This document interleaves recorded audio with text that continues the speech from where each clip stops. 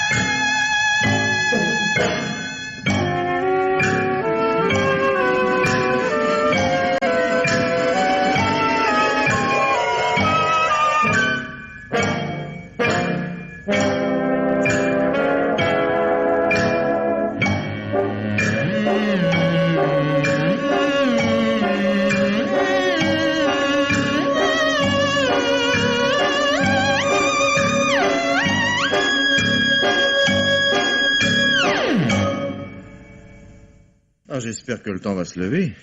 Je le souhaite autant que vous, cher ami. Si la pluie devait continuer avec cette violence... Et la partie de chasse serait dans l'eau. André, je t'en prie. Quoi?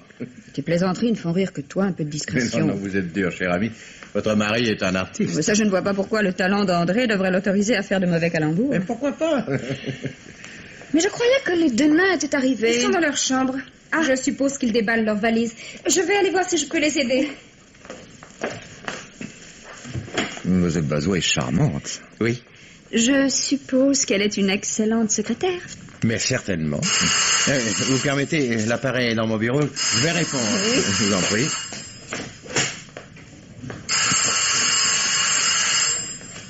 Je profite de ce que nous sommes seuls, Ève, pour te prier de mettre un terme à tes remarques désobligeantes.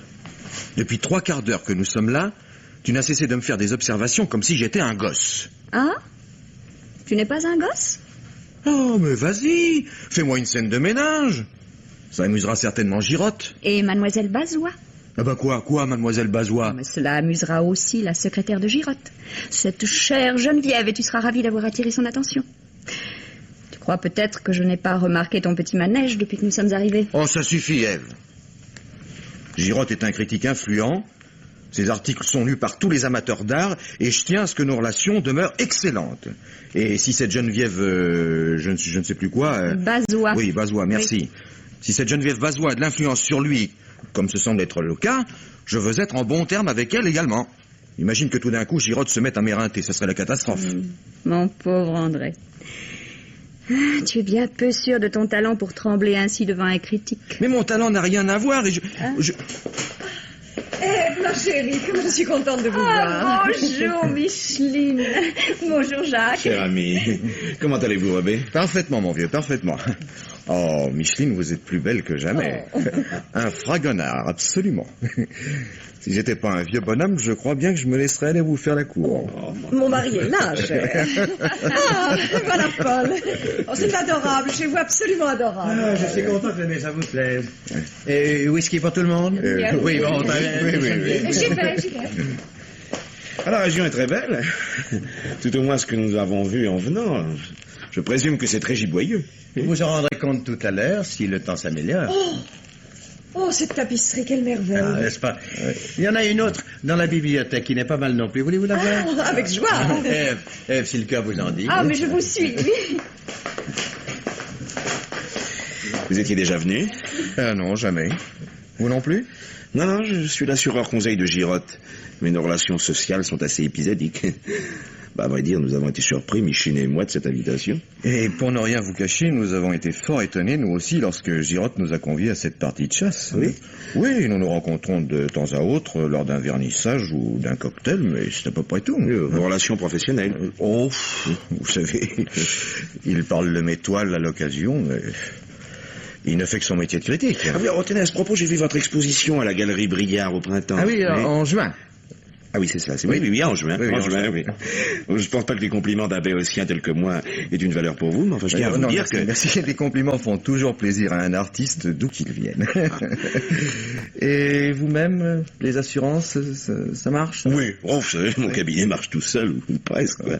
Non, je suis plus occupé par la présidence de la chambre syndicale. Et la politique? Ah, vous êtes au courant de mes ambitions. Oui, j'en ai entendu parler. Mais vous savez que je suis le maire de cette petite ville de grande banlieue dans laquelle je demeure depuis des années. Oui. Et j'ai été élu récemment aussi au Conseil général. Et un parti m'a pressenti pour les prochaines législatives. Où naturellement, je n'ai rien accepté encore. Voici les poissons. 7 poileaux, messieurs. Avec une larme d'eau gazeuse, mademoiselle. Merci. Non, je vous en prie, laissez-moi faire. De l'eau, cher ami? Non, merci, je ne bois pas. Vous avez laissé votre voiture dehors, monsieur Denain. Ne désirez-vous pas la mettre à l'abri? J'ignore où se trouve le garage. Je vais vous y conduire, si vous voulez. Ah, avec plaisir, mademoiselle, je vous suis. Vous m'excusez, Robert. Mais je vous en prie, mon cher, je vous en prie.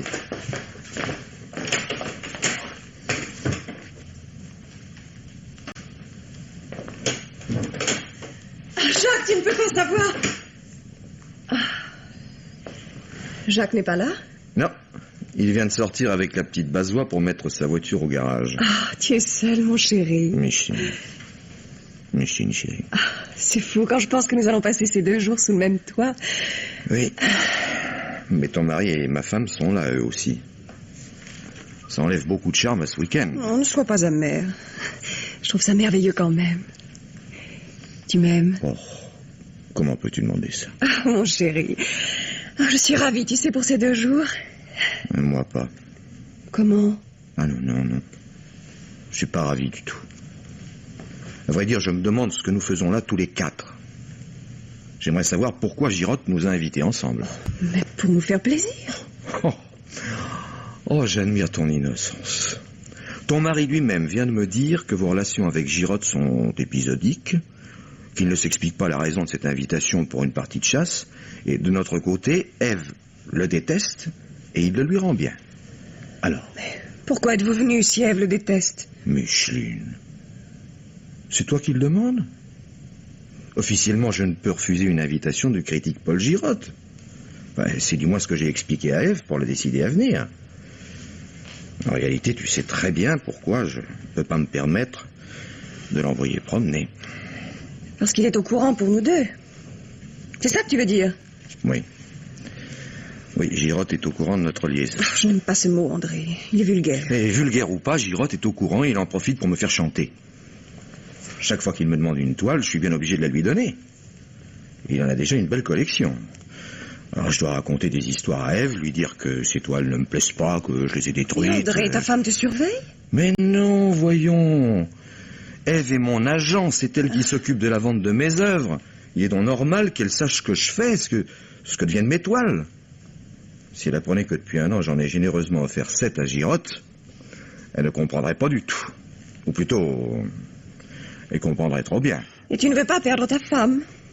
Tu tiens trop à elle. Oh, ma chérie, comment peux-tu dire ça? Enfin, tu sais combien je t'aime. Oh, tu m'aimes, oui. Mais tu préfères l'argent de ta femme. Et celui de ton mari, tu n'y es pas attaché? Non, écoute-moi bien, André. Si tu me demandais de quitter Jacques pour te suivre, j'accepterais tout de suite. Tu m'entends tout de suite? Oui, pour vivre dans un grenier, sans domestique, sans voiture, sans bijoux, sans manteau de fourrure. Pourquoi? Tu n'es pas n'importe qui. Tes toiles commencent à bien se vendre. Mais nous avons déjà eu cette discussion souvent, Micheline. Il est inutile de la reprendre une nouvelle fois.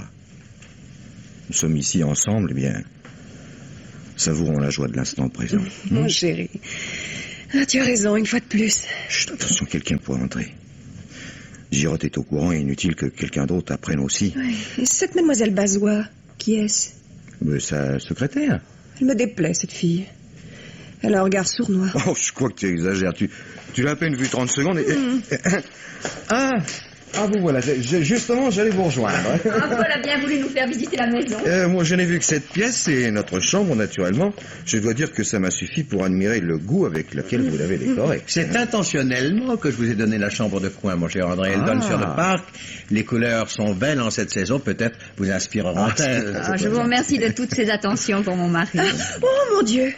Qu'y a-t-il? Mais qu'est-ce qui t'arrive? Si je saute, je réalise soudain que j'ai oublié de prendre ma veste de chasse. Pour venir passer un week-end en Sologne à cette époque de l'année, c'est en effet assez chaud. Oh, ne vous tracassez pas, madame, j'en ai 2. Si vous me le permettez, je vous en prêterai une. Parce que vous chassez aussi, mademoiselle. C'est pour ça que Monsieur Girotte m'a conviée, madame. Comme vous-même. Je comprends. Cela m'étonnait, Paul, que votre secrétaire vienne passer le week-end avec nous. Ce temps est vraiment épouvantable. J'espère que... Cette commode est très belle, Paul, je pense. Merci à vous deux. Mais de toute façon, je me proposais de vous annoncer une nouvelle qui vous expliquera bien des choses. Le célibataire endurci que je croyais être va épouser très bientôt mademoiselle Bazois. Oui. Je suis heureux de vous présenter ma fiancée. Toutes mes félicitations. N'est-ce pas? Ah, bravo, merci. Ça vous évitera, chère Micheline, de vous poser trop de questions, n'est-ce pas? Si vous me le permettez, je vais vous laisser seul quelques instants. Des instructions à donner aux gardes. Geneviève vous tiendra compagnie. Oui. Permettez-moi de vous féliciter, mademoiselle. Je suis persuadé que Paul trouvera en vous une épouse aussi accomplie que vous avez été une secrétaire avisée. Merci, monsieur. Je suis ravie de ce mariage. Si, vraiment. Oh, c'est merveilleux, Geneviève. Oh, vous permettez que je vous appelle Geneviève, Oui, n'est-ce je pas? vous en prie, madame. Le mariage est pour bientôt? Dans 2 mois. Cela va être un grand changement dans les habitudes de Paul Girotte. J'étais persuadée qu'il ne se marierait jamais. Décidément, les vocations de célibataire ne sont jamais définitives. Bravo, mademoiselle. Et ne croyez pas, madame, que j'ai forcé la volonté de Paul. Mais je n'ai rien dit de tel. Ah, j'avais cru comprendre que vous le pensiez. Merci. Mais de quoi? Pourquoi ce merci? Si, je dois remercier l'un d'entre vous. Lequel? Je viens de trouver cette boîte dans mon bureau. Oui, cette jolie boîte. contient-elle? Regardez. Des truffes au chocolat. Oui. Je ne sais pas qui a pu vous dire. Ne soyez pas faussement modeste, les truffes Paul. au chocolat, mais... Votre amour pour les truffes au chocolat est connu de tout Paris. C'est la rançon de la célébrité. Une rançon bien agréable. Mais je suis moins égoïste que l'un d'entre vous ne semble le croire. Nous allons les partager. Alors, non. Qui dois-je remercier? Ève. Ah, j'espère que vous ne m'en voudrez pas, mais l'idée ne m'est pas venue de satisfaire votre péché mignon. Ah, alors Micheline, hein? C'est très gentil à vous, Micheline. Non, Paul, ça n'est pas moi. Non? Non. Ni les Robin, ni les Donat? Tiens.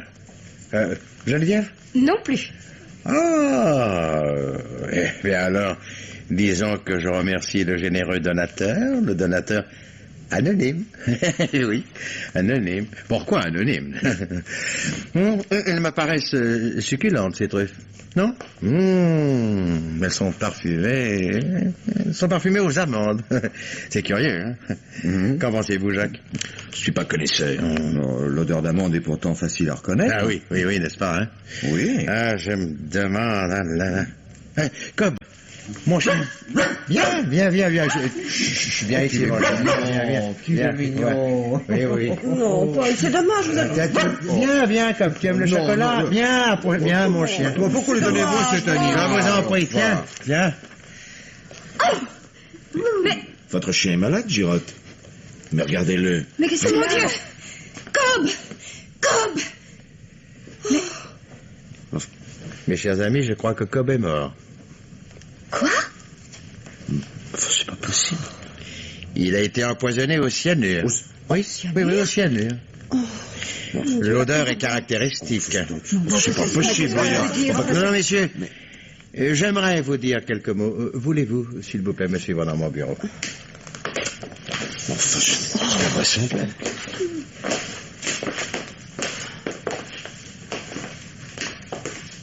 Pourquoi nous avoir fait venir tous deux, Paul?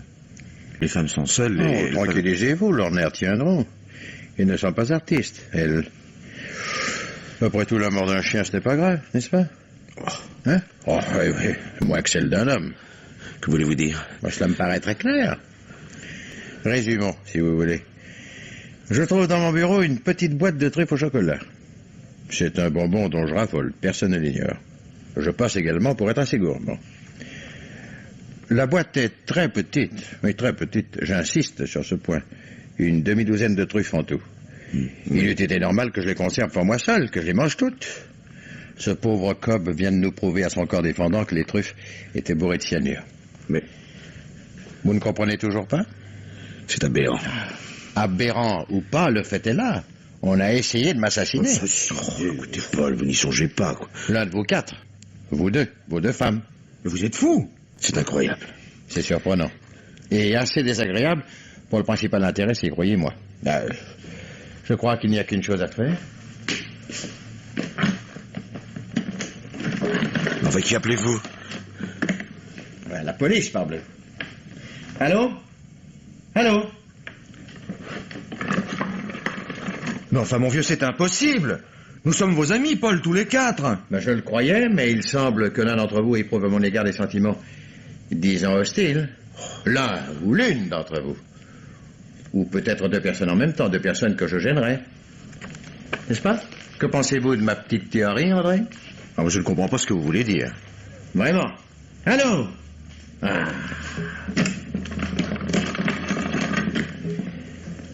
Il n'y a même pas de tonalité. Je suppose qu'un poteau a été renversé par le vent, cela arrive quelquefois. Un sursis pour l'assassin. Vous employez de ces mots? Vous avez peur des mots? Je vous en prie. Je préfère l'argent de ma femme.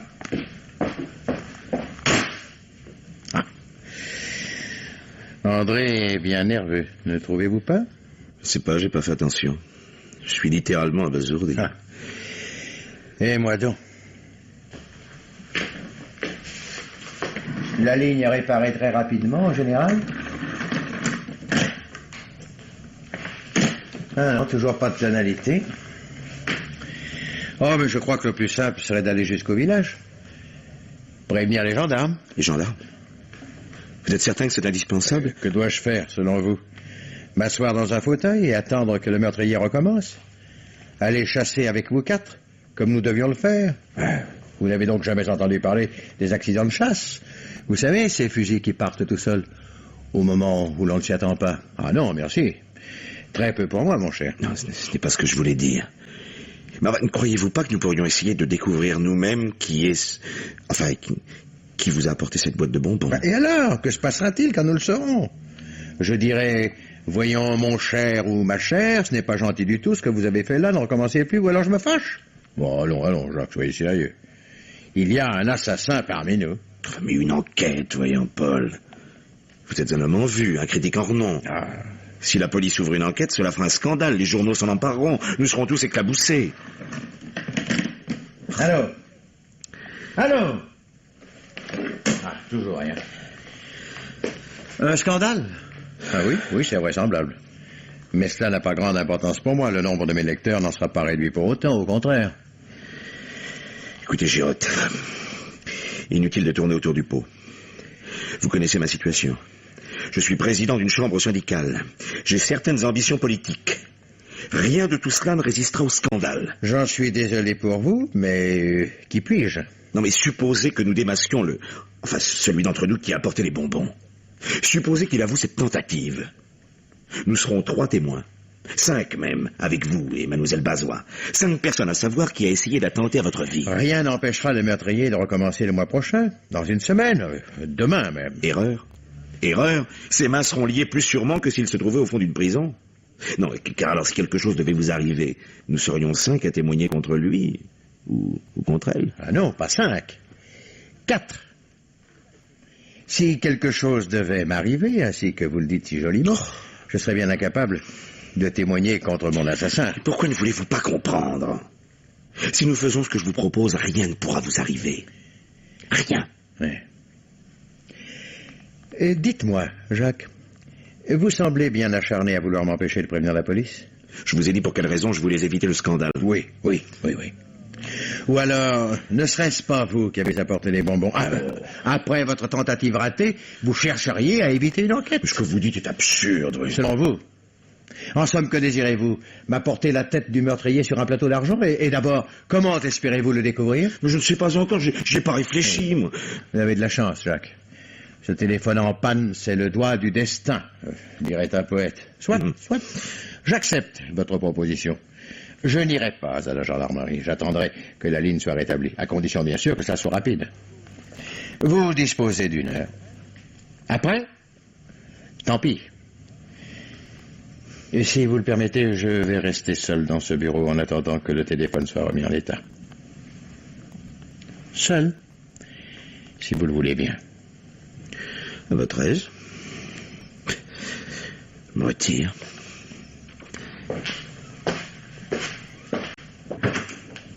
Effarant. Qu'est-ce qui est effarant? Comment? Ah, c'est vous, Eve. Vous êtes seule? Votre femme est montée pleurer sur son lit. Mon mari aussi, je suppose. En tout cas, il n'est pas là. Le cadavre est resté dans son bureau. Et de ces plaisanteries. Oh, excusez-moi. J'ignorais que vous portiez une telle affection à notre hôte. Vous êtes-vous demandé combien de millions a coûté cette propriété dans laquelle il nous reçoit aujourd'hui? Vous êtes-vous demandé comment un simple critique d'art, quelle que soit sa renommée, peut se permettre un tel luxe? Quelle est la réponse? On dit, on raconte, on murmure. Personne n'est sûr de rien, naturellement. Mais Paul Girotte passe pour être un vulgaire maître chanteur. C'est pas possible. Devriez vous renseigner. Je suis persuadée que certaines personnes, dans votre entourage très proche, en sait plus long que vous ne l'imaginez. Viens croiser Monsieur Robert dans l'escalier, madame. Il m'a prié de vous dire qu'il vous attendait dans votre chambre. Merci, mademoiselle. J'y vais. Je vous laisse, Jacques. Pensez à ce que je vous ai dit, à ce que nous avons à faire. Je vous reverrai dans un moment. Madame Donat n'est pas en bas. Comme vous voyez, J'espère qu'elle n'est pas souffrante. ma femme est très émotive. Cet incident l'a certainement bouleversée. Je préfère la laisser se reposer un moment. Oh, je pense que nous avons tous été bouleversés par cet incident. Oui. Savez-vous si Paul a téléphoné à la police? Pas encore, le téléphone est en dérangement. Monsieur Girotte pense que quelqu'un a voulu l'assassiner. Oh, ça me paraît évident. Peut-être. Mais enfin, on ne tue pas un homme sans raison sur un simple coup de tête. Vous connaissez Paul Girotte depuis longtemps. Croyez-vous que quelqu'un ici ait eu un motif pour vouloir l'assassiner? Vous savez, Paul ne me tient pas au courant de tous les détails de sa vie privée. Écoutez, nous n'avons pas le temps de jouer au plus fin, mademoiselle Bazois. Vous me comprenez parfaitement. Quelles sont les relations entre les Rebets et votre fiancé? Pour autant que je puisse en juger, elles ont toujours été excellentes. Geneviève, vous êtes là? Oui, je viens. Monsieur Donat, pourquoi ne demanderiez-vous pas à votre femme si elle n'a aucun soupçon? Mais... Vous permettez, mon fiancé m'appelle. Micheline? Que veut dire cette fille? Et Ève, tout à l'heure?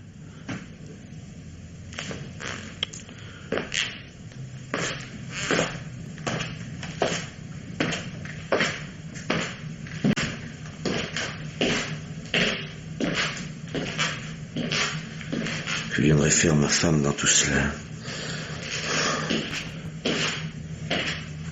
Non, c'est pas possible.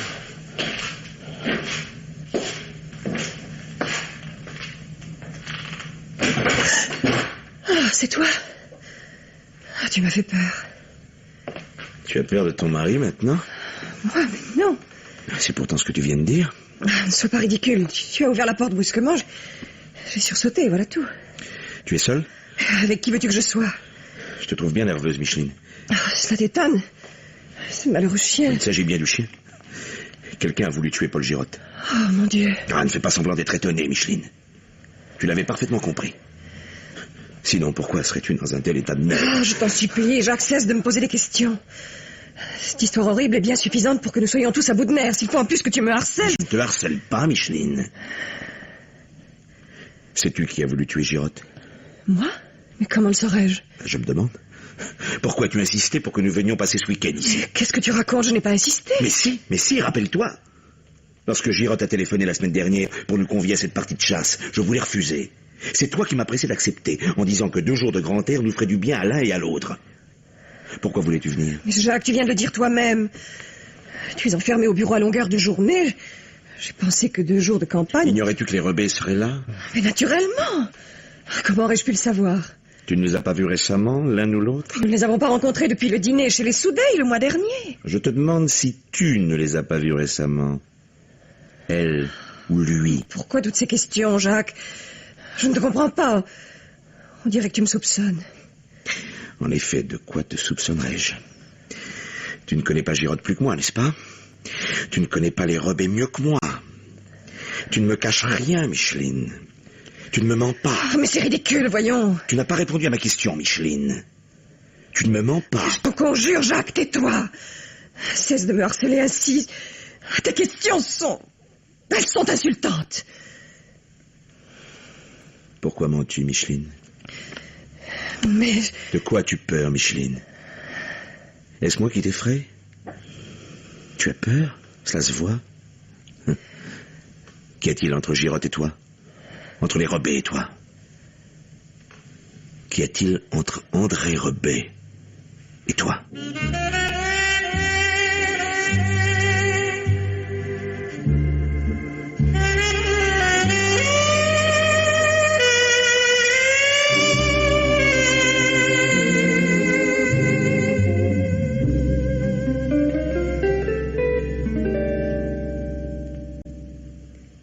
Tu te reposes? Tu peux pas te rendre compte de l'état dans lequel je suis. Non, mon pauvre chéri. J'ai les nerfs, mais plus qu'à fleur de peau. J'ai envie de crier, de hurler, j'ai envie de... Je ne sais même pas de quoi j'ai envie, c'est épouvantable. Oh, ce doit être dur pour toi. Être soupçonné tout d'un coup du meurtre de son meilleur supporter. Mais tu es folle? Pourquoi? Ce n'est pas cela qui te bouleverse? C'est la mort de ce malheureux chien, alors. Mais quel plaisir éprouves-tu à te moquer de moi? Aucun, malheureusement. Il y a longtemps que cela ne me fait plus rien. Alors cesse. Nous avons suffisamment d'embêtements comme ça, cette histoire invraisemblable. Mais qui a bien pu faire une chose pareille? Toi? Non mais tu recommences? Pourquoi pas? Le poison. Ce serait bien dans ton style. C'est une arme de femme. Bel argument. Mais rassure-toi, je ne t'en crois pas capable. Même pas. Il y a quelques années peut-être. Mais maintenant, tu tiens trop à ton confort. Et qu'est-ce que mon confort vient faire là-dedans? Oh, tu te vois en prison, mon pauvre chéri. Tout seul, tout nu. Sans rien de tes objets familiers. Sans pinceau, sans palette. Mais surtout sans chemise de soie. Sans voiture décapotable. Sans argent. Impensable. Je devrais peut-être te remercier de ne pas me croire coupable. Mais ma pauvre Ève, pourquoi aurais-je voulu tuer Girotte? Mais parce qu'il représente une menace permanente pour toi. Mais comment? Tu n'as pas peur de Paul Girotte? Ah, ça suffit maintenant, hein? Je te prie de me laisser en paix. Je t'ai déjà dit que j'étais à bout de nerfs. Oh oui, excuse-moi, c'est ton tempérament d'artiste. Dis-moi, Ève. Oui? Que se passe-t-il? Pourquoi cette méchanceté, cette hargne? Ça, je ne pense pas que tu puisses comprendre. Ah. Quelqu'un a essayé de tuer Girotte. Et je regrette, André. Oh oui, je regrette que ce ne soit pas toi. Seigneur, mais j'ai mal entendu. Non, André, tu n'as pas mal entendu. J'aurais aimé que tu essaies de tuer Paul Girotte. J'aurais aimé que tu te conduises comme un homme. Mais tu n'es décidément rien d'autre qu'un peintre raté. Ève. Oui, un peintre raté. Parfaitement. Oh, bien sûr, tu fais des expositions. Bien sûr, tu vends des toiles. Mais grâce à qui? Ah, nous y voilà. Grâce à toi. C'est ce que tu vas dire, n'est-ce pas? Sois honnête, André. Si je n'étais pas ton agent, si je n'avais pas usé de toutes les relations de ma famille pour te faire un nom, enfin, qui serais-tu aujourd'hui? Trouverais-tu une galerie, une seule galerie pour exposer tes œuvres? Tu n'es pas André Rebet, mon pauvre chéri. Tu es le mari d'Ève Rebet. Et ce n'est pas la même chose, crois-moi. Heureusement pour moi, les critiques m'ont compris. Les critiques? Mais quelles critiques? Paul Girotte, oui. Mais il est le seul. C'est le plus grand. Non. Non, c'est le plus intéressé. C'est tout à fait différent. Paul Girotte est en train de te fabriquer, André. Avec mon aide involontaire. Il te lance. Il fait parler de toi. Il te monte en épingle. Tu es une valeur boursière et lui, un spéculateur. Il te gonfle, il vante la marchandise, il te prépare pour la cotation officielle. Et le jour où le bluff aura atteint son maximum, le jour où le snobisme autour de ton nom sera à son comble, alors il acceptera, pour faire plaisir à quelques amis, de se dessaisir de certaines œuvres du maître Robin. Tu lui rapporteras 10 ou 20 millions, André. Mais ce sera ta fin. L'opération commerciale terminée, tu n'intéresseras plus Paul Girotte. Paul Girotte te laissera tomber et tout le monde t'oubliera. Je te remercie beaucoup, Ève, pour la confiance que tu me témoignes. Malheureusement, ton raisonnement ne tient pas. Ah. Oui. Pour que Girotte puisse réaliser une aussi belle spéculation à mes dépens, il faudrait qu'il possédât des toiles. Il ne peut vendre ce qu'il n'a pas. Or, je ne lui en ai jamais donné. Où est la femme au chapeau? Et la gouache que tu as faite il y a 2 mois? Ah, et puis, ton essai de peinture au couteau, au printemps dernier? Oh, des œuvres que je n'ai jamais terminées parce qu'elles étaient mauvaises, des toiles que j'ai brûlées. Ah oui, ça c'est en effet ce que tu m'as dit, que tu les avais brûlées. Mais il n'y a jamais eu de cendres dans la cheminée après ces holocaustes. Combien y en a-t-il eu depuis 1 an? 6, 7? Je ne me souviens pas.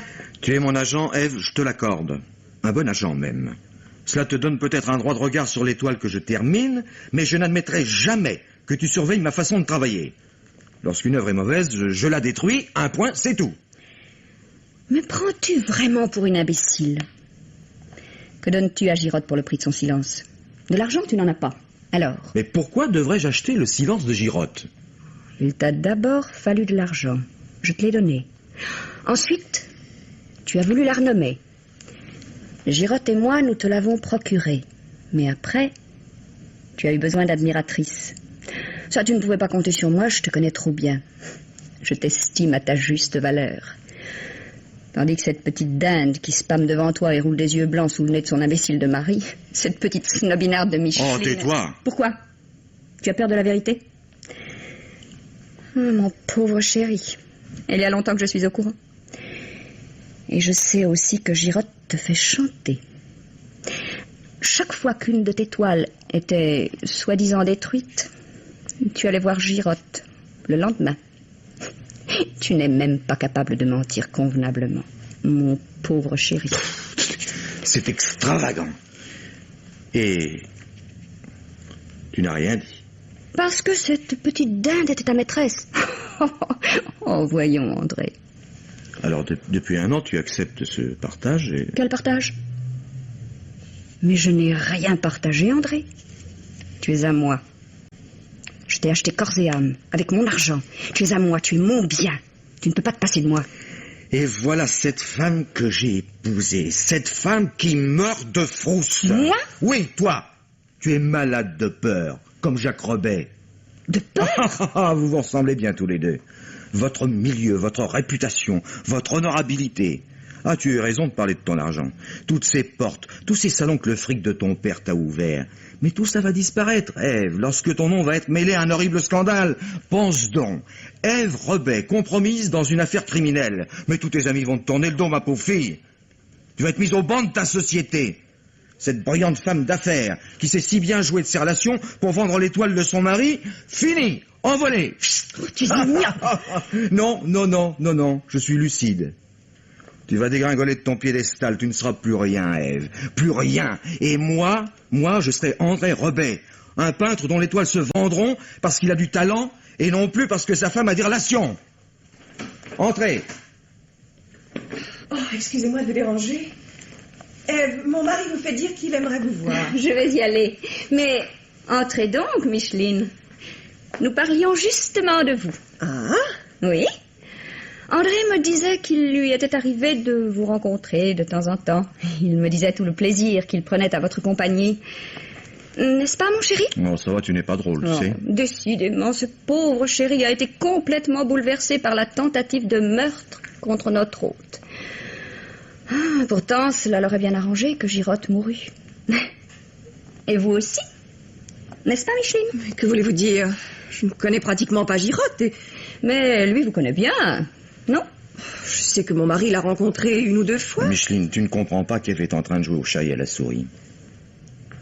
Elle est au courant pour nous 2. Et ça l'amuse de te mettre sur des charbons ardents. Oh, je suis désolée, Ève. Je ne voulais pas. J'ai toujours eu beaucoup d'admiration pour vous, Ève. Mais c'était une petite aventure. Je ne sais pas si vous me comprenez bien. Une petite aventure sans la moindre importance. Si j'avais imaginé un instant que cette petite aventure pût avoir la moindre importance, j'y aurais mis le haut là tout de suite, Micheline. Mais cela faisait plaisir à André. N'est-ce pas, mon pauvre chéri? Oh, ça suffit, Ève. Cette petite aventure n'avait pas d'importance à vos yeux, Micheline. Mais qu'en aurait pensé votre mari s'il l'avait apprise? Ça aurait été une catastrophe pour vous, n'est-ce pas? Jacques n'aurait pas admis votre infidélité. Il aurait certainement demandé le divorce. Je crains que cette conversation ne soit déplacée, Ève. Si vous le permettez, je vais me retirer. Oh, mais non! Ce serait trop simple. Vous oubliez qu'il y a eu tentative de meurtre, ma petite. Personne ne t'a chargé de faire une enquête, Ève. Mais c'est vrai, vous n'êtes pas de la police. Non, en effet. Mais nous nous trouvons devant un problème magnifique. Et je me suis toujours passionnée pour ce genre de spéculations intellectuelles. A, B, C et D ont eu la possibilité de tuer E en présence de F. Sachant que A et B sont amants, que C déteste E, que F... Oh, mais tu es folle, je crois. Non. Il ne s'agit pas d'un jeu, mais d'un cauchemar dans lequel nous risquons tous de laisser notre peau. Est-ce vous qui avez apporté les truffes au cyanure, Micheline? Vous êtes folle. Non, ce n'est pas une réponse. Mais pourquoi l'aurais-je fait? Pour que votre mari n'apprenne pas votre liaison avec André. Parce que cette petite aventure banale devenait dangereuse pour vous au fil des mois qui passaient. Parce qu'une seule personne risquait de mettre votre mari au courant, Paul Girotte. Parce que alors, Paul Girotte devait disparaître. Vous êtes une femme abominable. D'ailleurs, tout cela ne tient pas debout. Jacques est au courant. Hein? Depuis quand? Il vient de me presser de questions et j'ai fini par tout lui avouer. Oh, parfait. Ah, mais voilà qui est intéressant. Il a demandé à me voir, je crois. Bon, je descends le rejoindre tout de suite. Je te laisse, André. Micheline, puis-je vous demander de quitter cette pièce?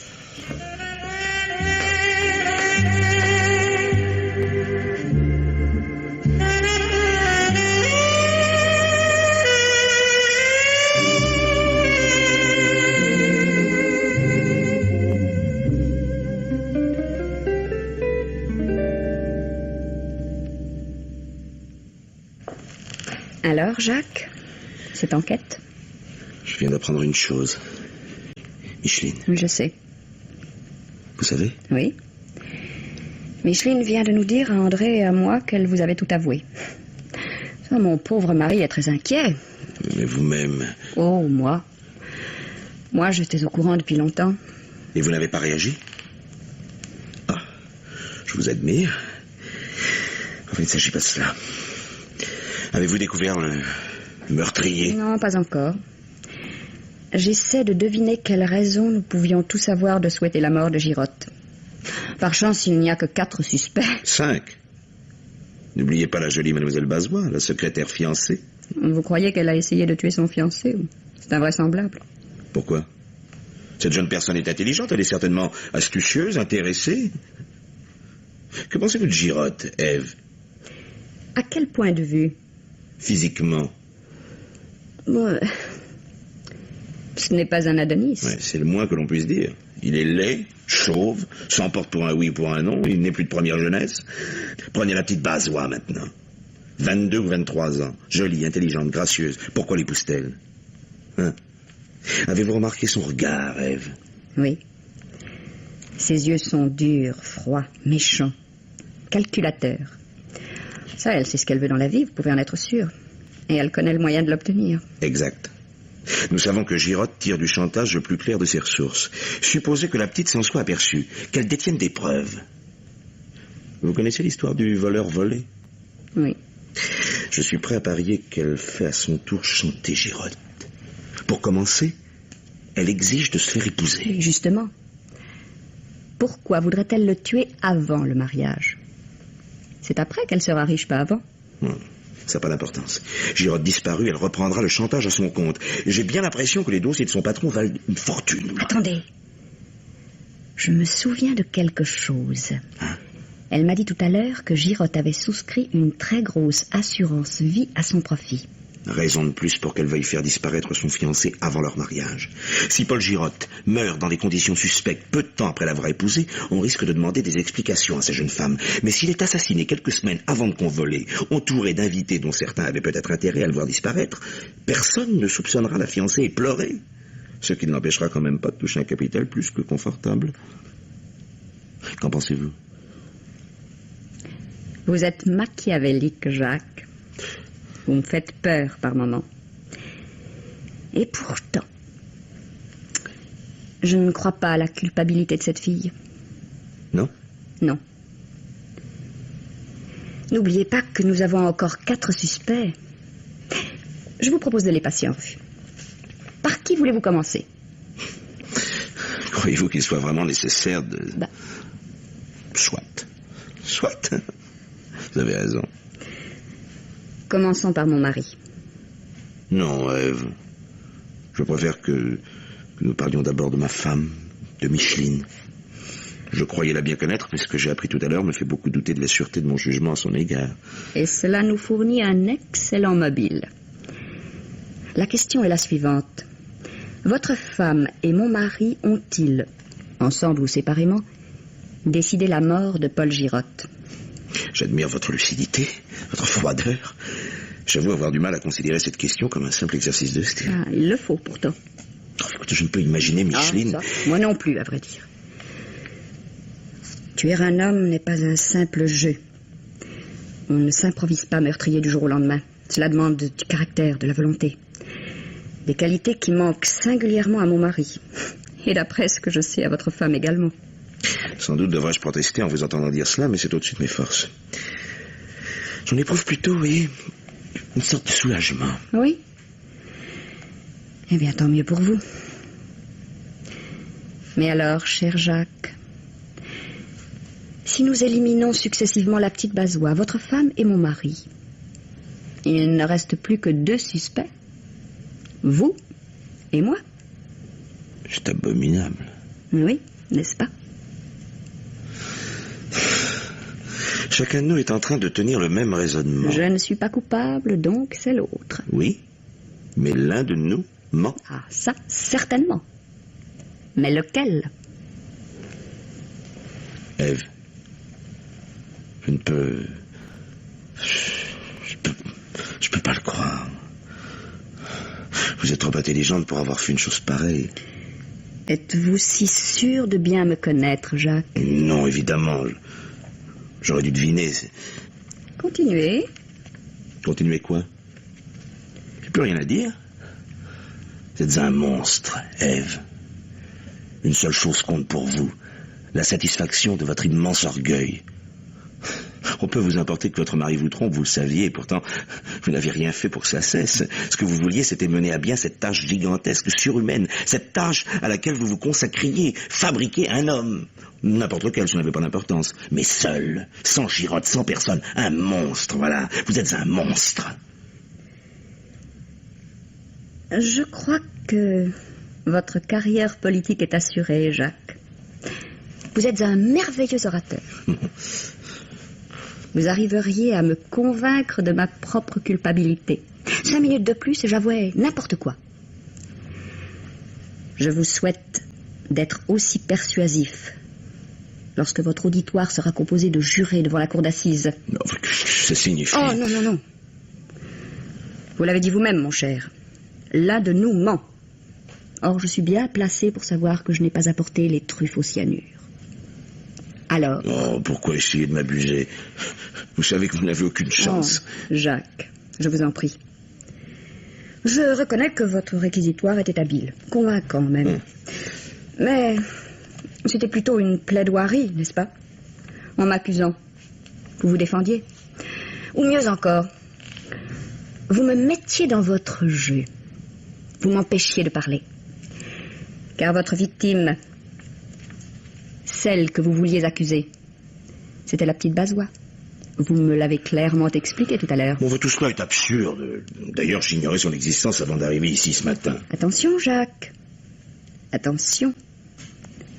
En mentant bêtement, vous aggravez votre cas. Enfin, je ne mens pas, je vous jure que je n'avais jamais vu cette fille. Ah, ça, jamais vu. C'est possible.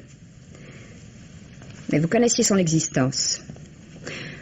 Vous êtes l'assureur de Paul Girotte, n'est-ce pas? Mais oui. Je ne doute pas que vous soyez un homme très occupé, Jacques, mais je ne peux croire que lorsqu'un client de votre cabinet souscrit une assurance vie de 50 millions, vous ne soyez pas tenu au courant. Vous avez feint de l'ignorer quand je vous en ai parlé tout à l'heure, mais vous connaissiez l'existence de cette police. Et vous connaissiez aussi le nom de la bénéficiaire, Geneviève Bazois. Quelle occasion merveilleuse. Vous alliez enfin pouvoir vous débarrasser de Girotte. La culpabilité de Geneviève ne ferait de doute pour personne.